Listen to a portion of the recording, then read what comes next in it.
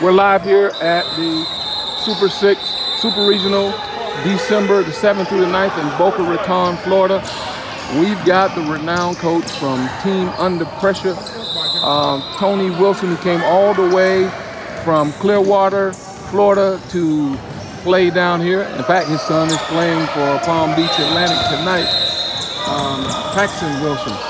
Coach, you've been in the game for a very long time. In fact, you and I, we started out just about in the same time. And now you took a break, now you're back, and you're doing more with younger kids. Tell us about what your experiences has been with that and what type of things are you trying to accomplish with Team Up this time around? Well, we started in 2009. We had only one team that year. The next year we had 5. The next year after that we had 8. And the year after that we had 10. Now, some people think like the number of teams that you have decides whether you have a good program or not. And I quickly found out that that's not necessarily true. You can have 3 teams in an organization that is ran very well, but it has 3 solid teams, and then you could have a team that has 10 teams in one organization, and they don't know what they're doing. And then that's why you see a lot of what I call AAU transfers. The switching of I'm going to go play for this team now because this team's better. But what we try to do is we try to teach a lot of man-to-man because we feel like I don't know who's going to play college ball, but it's my job to get the kids that can to do it. And so we play a lot of man-to-man. We don't do a whole lot of zone. We will.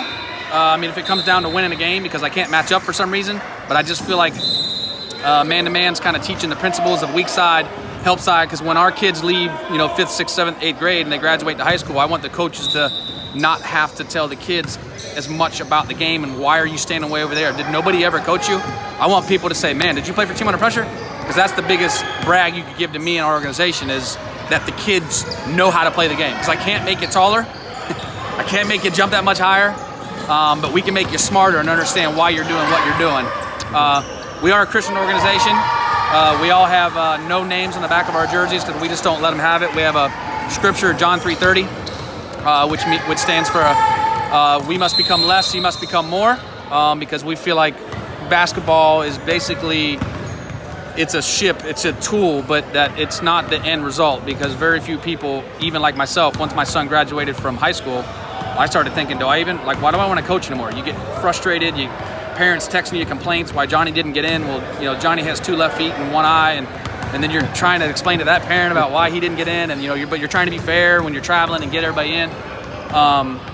But I just, you just find out that if you just keep doing things the right way, people will still leave, but not as many people. So we just try to keep doing things the correct way.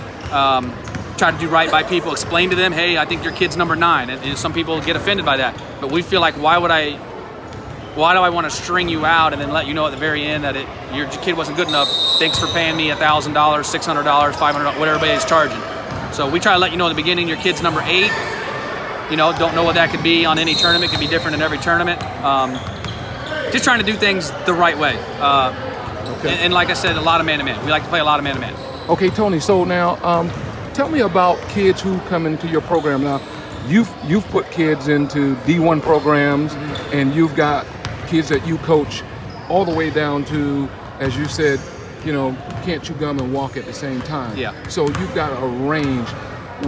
Do you still support that range of kid in your program, from kids who are just starting the game all the way up to elite kids? Do you still offer that service and Team Up today? Yes, actually, probably when we had 10 teams, it was because we had 72 kids try out in 1 grade. So what we decided to do is we're having an elite, then we're having a select, and then we had a rec. And so the rec team was a bunch of kids who just, they were mad they didn't make the select team. The select kids were mad they didn't make the elite team. But if we believe in our values, our Christian values about what we're doing, then why would I have 72 kids try out and only take 10? And just tell 62 kids, good luck, find another program? To me, that sounded kind of stupid. So we definitely have the rec level, and my team's actually co-sponsored by the city of Clearwater. And so they kind of help us out with gym time and stuff like that. We also run a league on Monday nights that starts in January where it's a rec league. And we allow AAU teams to get in it, but we separate it Division I, Division II, Division III. So if you're a rec team, you're not going to be playing our elite travel Division 1 team. You're going to be playing against other rec teams. So we separate it that way. But I mean, elite players are elite players. Like, we all know that. Like, you find an elite player, like, he's an elite player. And everybody wants the elite player because they want to make themselves look good. But if you really, really want to make yourself look good, take a rec player and try to make him a better player. That's right. And if you got a better player, try to make him an elite player. If you got an elite player, try to get him to the NBA if you can. That's right. That's right. So when you come to the Super Six and you've got some of your non-elite players, teams, how have you found the level of competitiveness, you know, with the teams that you're matched up against here? Real good. I would say the youngest ages are always the hardest, but that's been the hardest since whenever James Naismith invented basketball. Right. Because just the younger you are, the parents aren't as committed. They show up late for practice. They miss a lot of the practices.